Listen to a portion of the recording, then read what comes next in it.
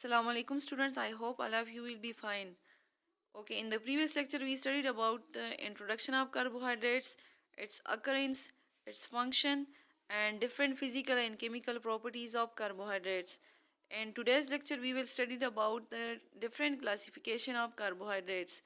So there are different types of carbohydrates. These are monosaccharides, oligosaccharides, disaccharides and polysaccharides. In today's lecture I will explain monosaccharides. So these are uh, they consist of a single polyhydroxyaldehyde or ketone unit. So यानी कि monosaccharide वो carbohydrates होते हैं जिसमें just एक ही polyhydroxy aldehyde या ketone group at a time उसमें मौजूद होता है। अब इसकी जो है कौन कौन सी प्रॉपर्टीज़ होती है और कौन से जो कार्बोहाइड्रेट्स इसमें शामिल है, तो इसको हमने डिटेल से पढ़ना है। So these are simplest carbohydrates that cannot be hydrolyzed to smaller carbohydrates. यानी कि ये वो कार्बोहाइड्रेट्स है जिसकी हम स्मॉलर सब यूनिट्स में इसकी जो है मज़ीद इसकी हाइड्रोलिसिस नहीं कर सकते। यानी कि अगर हम इसकी एसिड हाइड्रोलिसिस या बेस हाइड्रोलिसिस करना चाहे तो इसके जो है स्मॉलर सब यूनिट्स में ये हाइड्रोलाइज नहीं होंगे, क्योंकि ये यही जो है इसके मोनोमर्स है। इस तरह हम पढ़ते हैं कि पॉलीमर्स जो है मोनोमर से बने हुए होते हैं, तो कार्बोहाइड्रेट जो है ये एक पॉलीमर है और ये बना हुआ है मोनोमर से, और उस मोनोमर का नाम है मोनोसेकेराइड्स। अच्छा, जनरल केमिकल फार्मूला जो है इसका है CH2O होल N, यानी कि इसमें जो कार्बन हाइड्रोजन और ऑक्सीजन की जो रेशो होगी वो इसी रेशो में जो है मौजूद होंगे। अच्छा, अब इसमें कौन सा फंक्शनल ग्रुप मौजूद होता है? So these are consist of a single polyhydroxy aldehyde और कीटोन यूनिट। या तो इनमें जो है एल्डिहाइड ग्रुप मौजूद होगा या इनमें ketone group with the presence of polyhydroxyl group. यानी पॉलीहाइड्रोक्सिल ग्रुप जो है या तो एल्डिहाइड के साथ इसमें एग्जिस्ट करेंगे या कीटोन ग्रुप के साथ। अच्छा, इनमें जो सबसे मोस्ट एबंडेंट मोनोसेकेराइड है, it's name is D glucose. यानी कि डी ग्लूकोज जो है नेचर में सबसे ज़्यादा एग्जिस्ट करता है। Then monosaccharides of more than 4 carbon tend to have cyclic structures. वो मोनोसेकेराइड जिसकी स्ट्रक्चर में जो इसका जो बैकबोन होता है उसमें जो कार्बन मौजूद होते हैं, अगर उसका नंबर 4 से ज़्यादा हो तो मोस्टली वो साइक्लिक स्ट्रक्चर में मौजूद होते हैं। अब ये साइक्लिक स्ट्रक्चर किस तरह बनाते हैं तो आगे हम इसको डिटेल के साथ पढ़ेंगे। अच्छा, एग्जांपल इसकी है ग्लाइसरल्डिहाइड, ग्लूकोज, फ्रक्टोज। ये जो है डिफरेंट टाइप्स ऑफ मोनोसेकेराइड्स है। अच्छा, अब इन्हीं मोनोसेक्राइड्स को जो है डिफरेंट बेसिस पर जो है 3 क्लासेस में इसको क्लासिफाई किया गया है। So it's first classification is on the basis of placement of its carbonyl group. यानी कि कार्बोनाइल ग्रुप जो है वो गिवन मोनोसेक्राइड में कहाँ पे मौजूद है, तो उसी के बेस पर जो है क्लासिफिकेशन की गई है। Then next classification is about the number of carbon atoms present. यानी कि उसका जो कार्बो मोनोसेक्राइड्स है उसके स्केलेटन में कितने नंबर ऑफ कार्बन एटम्स मौजूद है, उसी के बेस पर सेकंड क्लासिफिकेशन की गई है। थर्ड क्लासिफिकेशन जो है on the basis of chiral handedness की है। यानी कि उसमें नंबर ऑफ कायरल कार्बन कितने हैं और उसकी जो पॉसिबल ऑप्टिकल आइसोमर्स बनेंगे, या वो डी आइसोमर्स होंगे या एल आइसोमर्स होंगे, तो इसी के बेस पर जो है इसकी क्लासिफिकेशन की गई है। अच्छा, अब हम डिटेल के साथ इसको पढ़ेंगे कि किस तरह जो है इसकी क्लासिफिकेशन की गई है। So let's see. अच्छा, फर्स्ट क्लासिफिकेशन जो on the basis of carbonyl group की गई है, इसको क्लासिफाई किया गया है फर्दर 2 टाइप्स में। So first one is aldoses. अब एल्डोजिस जो है कौन सा सब टाइप है? So these are functional group. In this functional group is an aldehyde group. वो मोनोसेकेराइड जिसमें एल्डिहाइड जो है यानी कि CHO as a functional group मौजूद हो, तो वो कहलाएंगे एल्डोजिस। अब एग्जांपल इसकी क्या है? Glyceraldehyde and glucose. यहाँ पर अगर हम इसको देखें, इसका जो स्ट्रक्चर इसमें शो किया गया है, तो यहाँ पे CHO यानी कि यहाँ पर जो कार्बोनाइल ग्रुप, ये भी कार्बोनाइल ग्रुप है, यहाँ पे ये भी कार्बोनाइल ग्रुप है, लेकिन यहाँ पर जो कार्बोनाइल ग्रुप है ये कीटोनिक है। यहाँ पर ये एल्डिहाइड ग्रुप है और यहाँ पर ये कीटोनिक है। तो दिस वन इज यानी जो ग्लाइसरल्डिहाइड है ये एक एल्डोज है और ये जो है डाई हाइड्रोक्सी एसीटोन, ये एक कीटोज है। तो यहाँ पर जो ग्लाइसरल्डिहाइड के स्ट्रक्चर में हम इसको देखें तो ये एल्डोज है। यहाँ पर इस स्ट्रक्चर में अगर हम देखें तो डी ग्लूकोज, ये भी क्या है, ये भी एक एल्डोज है। अच्छा, अब कीटोज जो है कौन से मोनोसेक्राइड्स होते हैं? So these functional group is a keto group, यानी कि वो मोनोसेक्राइड जिसमें कीटो ग्रुप जो है एज अ फंक्शनल ग्रुप मौजूद हो तो उसको हम कहेंगे कीटोजेज। अच्छा, एग्जांपल इसकी कौन सी है? Di hydroxy acetone and fructose. यहाँ पर अगर हम इसको देखें तो क्लियरली इसको शो किया गया है। यहाँ पर डाई हाइड्रोक्सी एसीटोन में ये जो है कीटोन ग्रुप मौजूद होता है। अब कीटोन ग्रुप इसको क्यों कहते हैं कीटोन ग्रुप? वो ग्रुप जिसमें जो कार्बोनाइल ग्रुप के दोनों साइड पर, यानी कि अगर इसका ये एक साइड है दूसरा ये, तो दोनों साइड पर अगर उसके कोई कार्बोनाइल यानी अल्काइल ग्रुप अटैच हो तो वो कीटो ग्रुप होगा। तो यहाँ पर डाई हाइड्रोक्सी एसीटोन और नेक्स्ट जो इसमें है एग्जांपल फ्रक्टोज, तो ये दोनों क्या है? ये कीटोसिस है। अच्छा, नेक्स्ट क्लासिफिकेशन जो इसकी की गई है, classes based on number of carbon atoms present, यानी कि गिवन केमिकल स्ट्रक्चर में जो है उसकी नंबर ऑफ कार्बन एटम्स कितने हैं। अच्छा, इसको जो है क्लासिफाई किया गया है 5 डिफरेंट टाइप्स में। These are trioses. Trioses of कौन से जो है मोनोसेक्राइड होते हैं? तो इसमें 3 कार्बन एटम जो है मौजूद होते हैं। अच्छा, एग्जाम्पल इसकी क्या है? ग्लाइसरल्डिहाइड। ग्लाइसरल्डिहाइड में अगर इधर हम देखें तो इसके जो स्ट्रक्चर है इसमें जो है जस्ट 3 कार्बन एटम है। यहाँ इसको जो है इसका पूरा स्ट्रक्चर जो है शो किया गया है। तो वो मोनोसेकेराइड जिसमें जस्ट 3 ही कार्बन एटम उसके बैकबोन में मौजूद हो तो उसको हम कहेंगे ट्रायोज। अच्छा, देन नेक्स्ट क्लासिफिकेशन है टेट्रोज। अब टेट्रोज जो है कौन से मोनोसेकेराइड होते हैं? तो वो मोनोसेकेराइड जिसमें sorry this one is pentose. ये पेंटोज की एग्जांपल है। ये दोनों जो है एग्जांपल है ट्रायोजिस की। और टेट्रोजिस वो मोनोसेकेराइड जिसमें 4 कार्बन जो है इसमें बैकबोन में मौजूद होते हैं। पेंटोजिस वो मोनोसेकेराइड जिसमें जो मोनोसेकेराइड है उसके बैकबोन में 5 कार्बन जो है मौजूद हो। So these both are the example of pentoses. इसमें जो है 5 कार्बन जो है इसके बैकबोन में मौजूद है। हेक्सोज, हेक्सोज भी इसी की तरह, यानी कि उसमें जब 6 कार्बन जो है उस मोनोसेकेराइड के बैकबोन में मौजूद हो। तो यहाँ पर ग्लूकोज और फ्रक्टोज की जो है स्ट्रक्चर इसको शो किया गया है। तो इसमें एज अ होल इसके बैकबोन में जो है 6 कार्बन एटम है। तो ये एग्जांपल हो गई हेक्सोजिस की। इसी तरह हेप्टोज भी, यानी वो जिसमें मोनोसेकेराइड जिसमें 7 कार्बन एटम मौजूद हो। अच्छा, इस पिक्चर में आपको क्लियरली शो किया गया है कि वो कौन कौन से कार्बोहाइड्रेट्स है जो ट्रायोजिस है, टेट्रोजिस, पेंटोजिस या हेक्सोजिस है। तो क्लियरली आपको जो है विद नेम और उसका स्ट्रक्चर जो है कंप्लीटली आपको शो किया गया है। अच्छा, नीचे जो 6 कार्बन की डिफरेंट फॉर्म्स आपको शो किया गया है एल्डोजी, ये सारे के सारे क्या है? एल्डोजिस के हैं।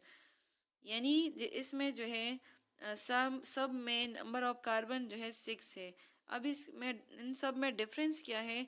तो इनकी जो हाइड्रोक्सिल ग्रुप इसमें मौजूद है, हाइड्रोक्सिल ग्रुप की पोजीशन की वजह से ये जो सब जो है एक दूसरे से डिफरेंट है।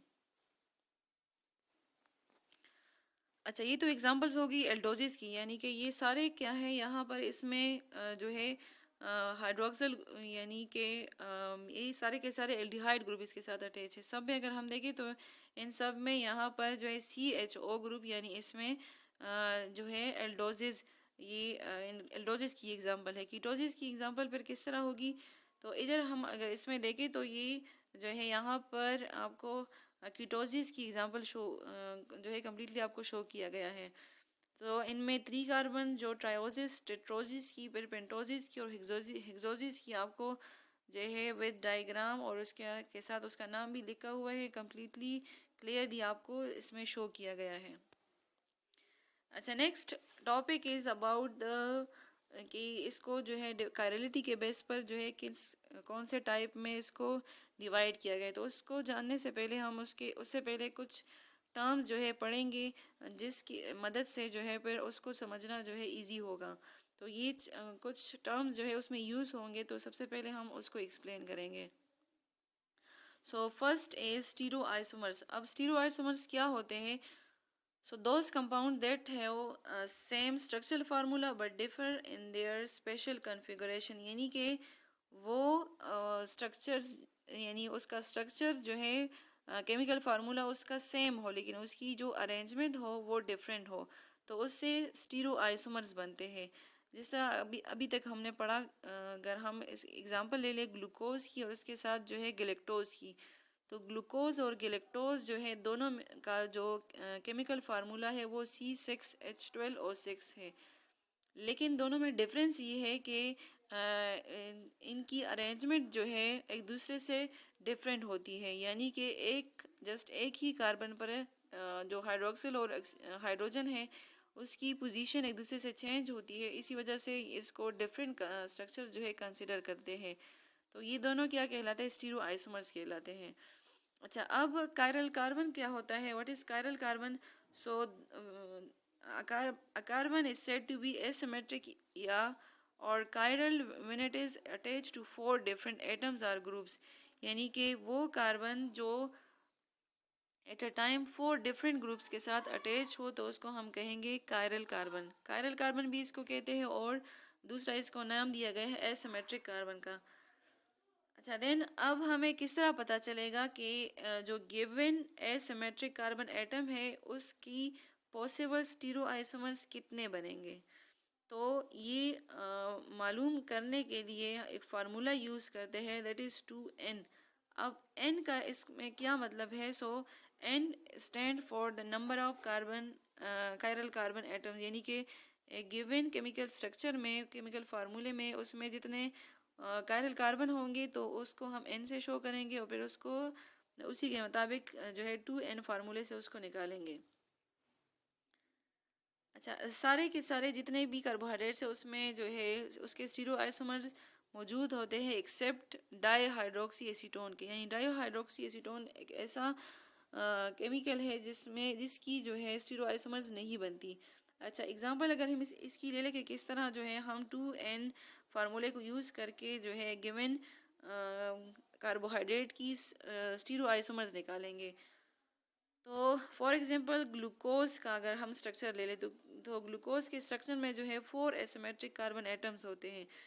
तो इसी फार्मूले में अगर हम इसकी को पुट करेंगे तो इसकी नंबर ऑफ आइसोमर्स जो बनेंगे दैट विल बी 16, यानी कि जो ग्लूकोज है उसके स्टीरो आइसोमर्स की जो नंबर है दैट इज 16।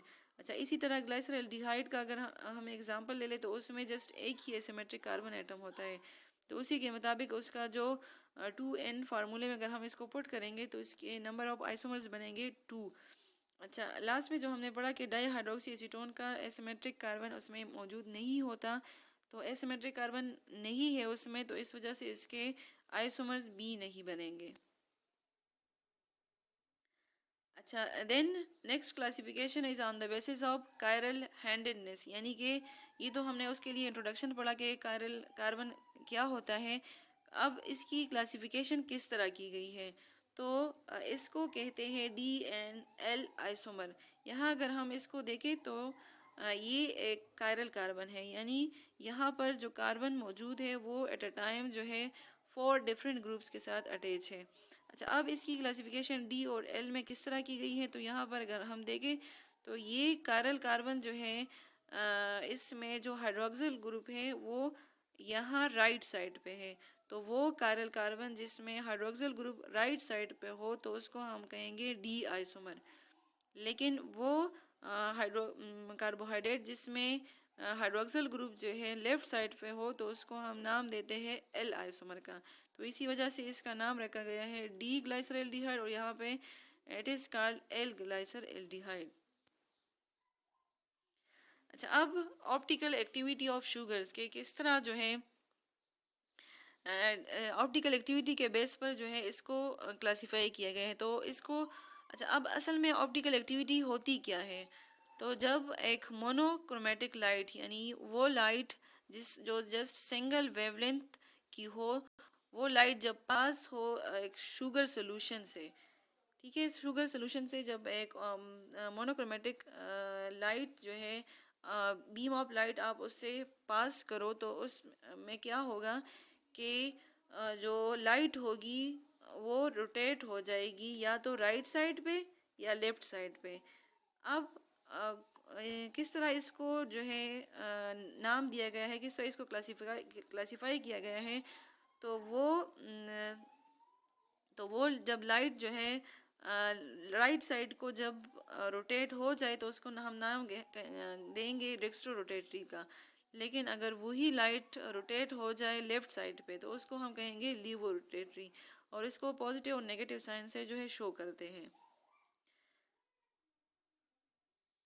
अच्छा, अब रेसिमिक मिक्सचर क्या होता है? रेसिमिक मिक्सचर जो है वो सोल्यूशन ऑफ कार्बोहाइड्रेट जिसमें जो डी और एल आइसोमर हो, इक्वल अमाउंट में मौजूद हो, तो उससे जो सोल्यूशन बनेगा उसको हम कहेंगे रेसिमिक मिक्सचर। इसको डी एल मिक्सचर बी कहते हैं, यानी कि अगर गिवन सोल्यूशन में जो डी, यानी कि डी और एल आइसोमर जो है इक्वल अमाउंट में, यानी 50% डी आइसोमर हो और 50% जो है एल आइसोमर हो, तो उस केस में हम उसको कहेंगे रेसिमिक मिक्सचर। और इसकी ऑप्टिकल एक्टिविटी जो है वो ज़ीरो होगी। क्यों ज़ीरो होगी? यानी कि उसमें जो डेक्स्ट्रो और लिबरेटरी एक्टिविटीज़ होंगी वो एक दूसरे के इफेक्ट को कैंसिल करेंगे, और इसी वजह से लाइट जो है वो बेंड नहीं करेगी। अच्छा, नेक्स्ट टॉपिक इज एपीमर्स। अब एपीमर्स क्या होते हैं? अच्छा, इधर डायग्राम में अगर हम देखें तो इसमें जो है 3 डिफरेंट मोनोसेक्राइड्स को शो किया गया है। First one is mannose, second one is glucose and third one is galactose. इसमें अगर हम देखें तो सब का जो केमिकल फार्मूला है वो है C6H12O6। लेकिन अगर हम इसके स्ट्रक्चर को देखें तो इसमें जो ग्लूकोज, अगर ग्लूकोज के साथ हम इसको कंपेयर करें तो एज कंपेयर टू ग्लूकोज जो है, मेनोज की जो कार्बन नंबर 2 है, कार्बन नंबर 2 यहाँ पे इन दोनों को अगर हम कंपेयर करें तो यहाँ पर जो हाइड्रोक्सिल ग्रुप है वो लेफ्ट साइड पे है, और यहाँ पर लेफ्ट साइड पर हाइड्रोजन मौजूद है। तो on the basis of location of hydroxyl group, these monosaccharides are different from each other with respect to the position of the carbon number 2, यानी कार्बन नंबर 2 के पोजीशन पर हाइड्रोक्सिल ग्रुप के position की वजह से जो है ये दोनों मोनोसेक्राइड यानी कि ग्लूकोज और मेनोज जो है एक दूसरे से डिफरेंट है।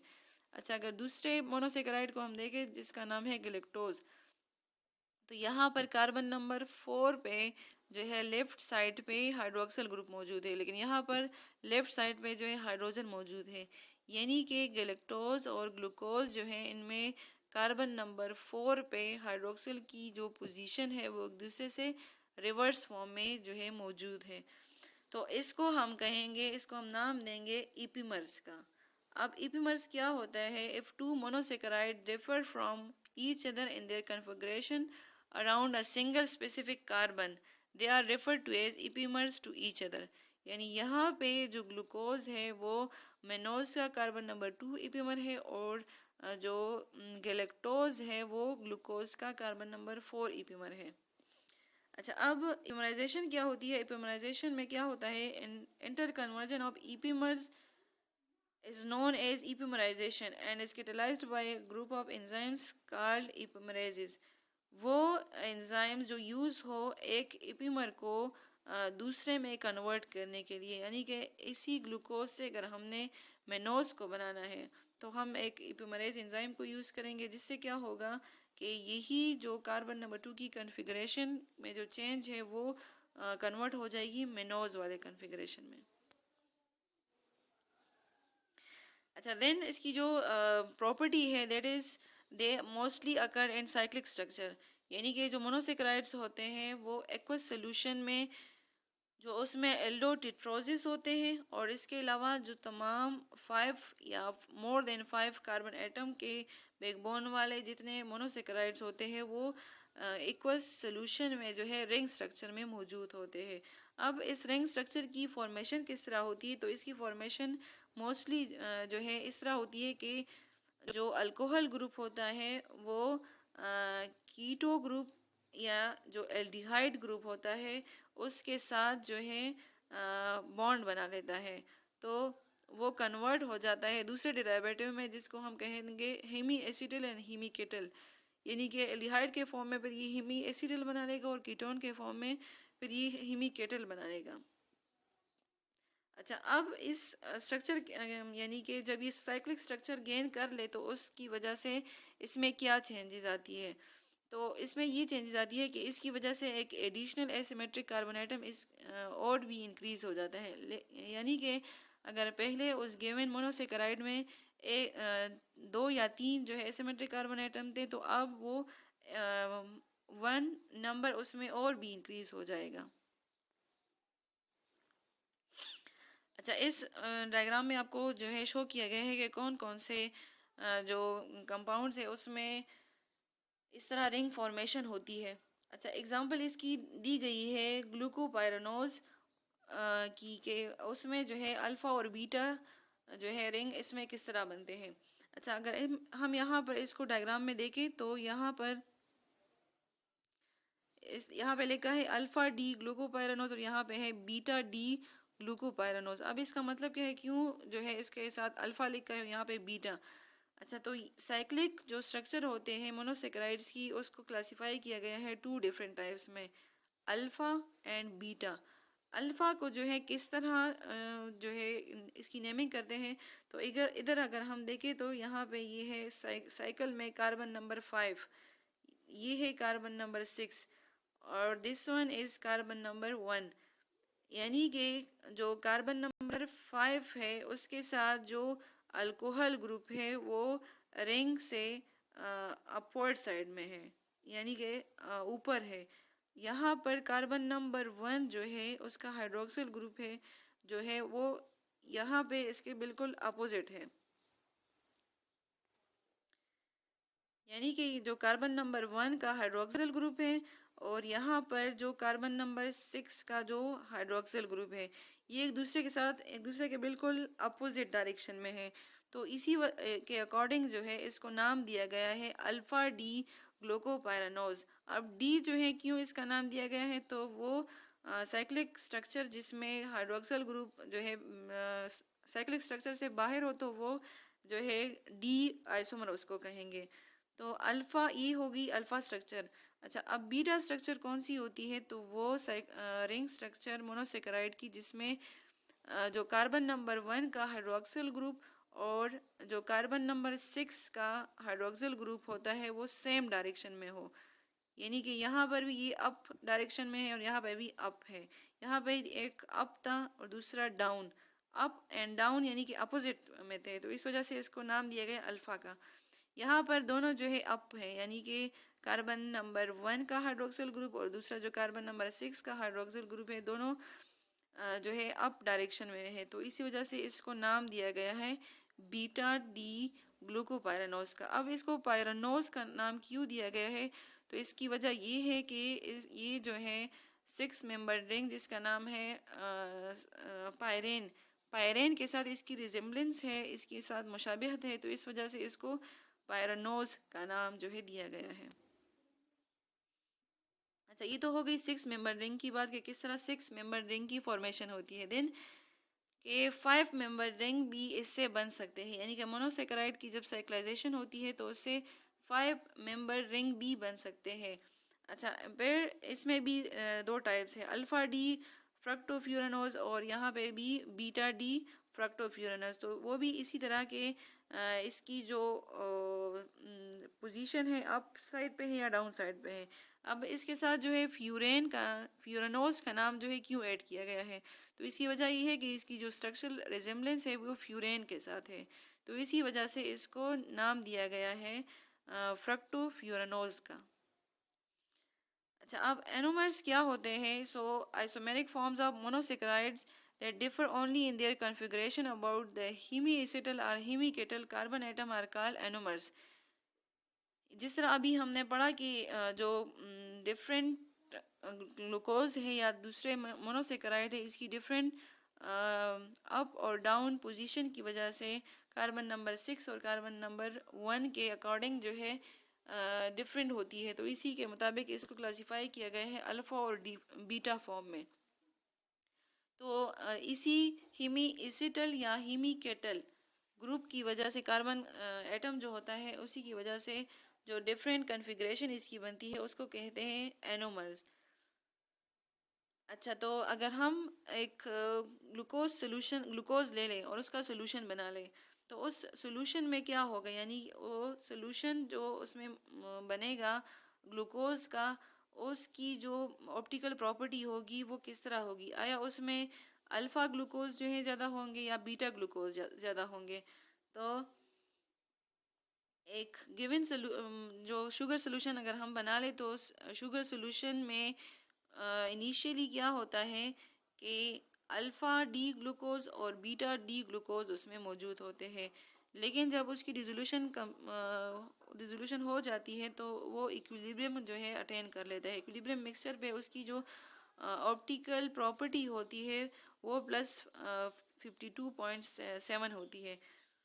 अब इस इंटर कन्वर्जन को क्या कहते हैं? सो इसका नाम है म्यूटर रोटेशन। अब म्यूटर रोटेशन क्या होती है? The alpha and beta isomers of D glucose interconvert in aqueous solution by a process called म्यूटर rotation.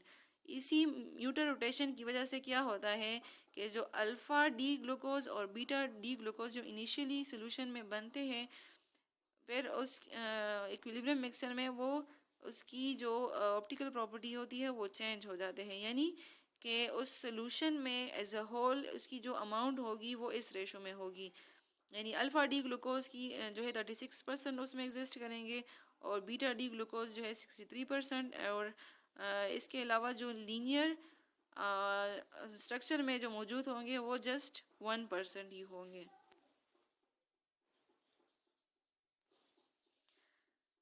अच्छा, देन इसकी जो प्रॉपर्टी है कि ये जो मोनोसेक्राइड्स होते हैं ये रिड्यूसिंग एजेंट्स होते हैं। अब इस रिड्यूसिंग एजेंट्स का क्या मतलब है?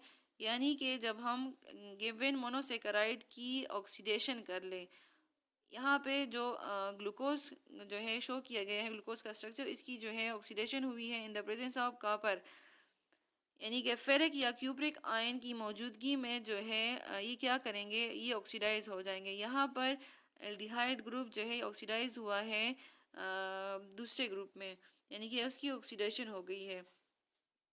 तो अब यही ग्लूकोनेट जब ये बन गया इसकी रिड्यूसिंग प्रॉपर्टी होती है, ये इजीली जो है दूसरे कंपाउंड्स को जो है रिड्यूस कर सकता है।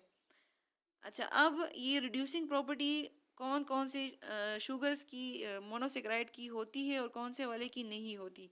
तो इसी के अकॉर्डिंग जो है इसको टू टाइप्स में जो है क्लासिफाई किया गया, reducing sugars and non reducing sugars.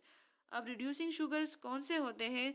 तो वो शुगर जिसमें फ्री एल्डिहाइड और कीटोन ग्रुप मौजूद हो तो उसकी रिड्यूसिंग प्रॉपर्टी होगी। जिस तरह एग्जांपल अगर हम ले लें ग्लूकोज की, तो ग्लूकोज में यहाँ पर जो एल्डिहाइड ग्रुप होता है वो फ्री होता है, यानी उसके साथ दूसरा कोई ग्रुप अटैच नहीं होता, तो इसकी ऑक्सीडेशन हो जाती है। पर ये एज अ रिड्यूसिंग एजेंट जो है, यानी कि ये यहाँ पे जो प्रोडक्ट बन गया ये स्ट्रॉन्ग रिड्यूसिंग एजेंट एक्ट कर सकता है।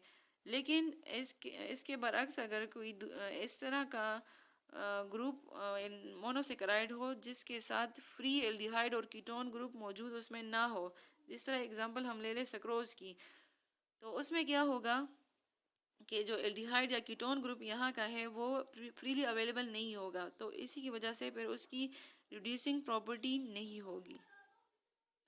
अच्छा, then is different derivatives of monosaccharide. Derivatives of क्या होते हैं और किस तरह बनते हैं? तो इन्हीं मोनोसेक्राइड की में से अगर कोई हाइड्रोक्सिल ग्रुप या जो है कोई दूसरा कार्बन एटम रिप्लेस हो जाए किसी दूसरे सब्स्टिट्यूट से, तो उससे क्या बनेंगे? उससे मोनोसेक्राइड्स के डेरिवेटिव्स बनेंगे। अब वो सब्स्टिट्यूट जो है किस टाइप के हो सकते हैं? तो वो जो है NH2 ग्रुप भी हो सकता है या जो है हेक्सोज भी हो सकते हैं। इसके अलावा अगर सब्स्टिट्यूशन हो जाए OH या H के साथ, यानी कि हाइड्रोक्सिल या हाइड्रोजन के साथ कोई दूसरा ग्रुप जो है अटैच हो जाए, या जो है कोई इस तरह का एसिडिक कार्बोक्सिलेट ग्रुप उसके साथ अटैच हो जाए तो उसकी वजह से क्या होगा, उस गिवन मोनोसेकेराइड का जो पीएच है वो डिक्रीज हो जाएगा, यानी कि उसकी एसिडिटी जो है वो बढ़ जाएगी। अच्छा, इसमें डायग्राम में जो है आपको क्लियरली जो है डिफरेंट ग्लूकोज डेरिवेटिव को शो किया गया है कि किस तरह जो है डिफरेंट कार्बन पे, यानी कि कार्बन नंबर 1 पे, यहाँ पे जो है कार्बन नंबर 2 पे उसकी जो है सब्स्टिट्यूशन हुई है, यहाँ पर भी कार्बन नंबर 2 की, यहाँ पे भी कार्बन नंबर 2 की। अच्छा, यहाँ पे कार्बन नंबर 2 के साथ कार्बन नंबर 3 भी, जिसको आर से शो किया गया है, इसकी जो है सब्स्टिट्यूशन हुई है। अच्छा, इसी तरह जो है इसमें आपको डिफरेंट इसके जो है डेरिवेटिव्स को शो किया गया है। So these was all about the monosaccharides, its different classification on the basis of different properties, and at the end derivatives of monosaccharides.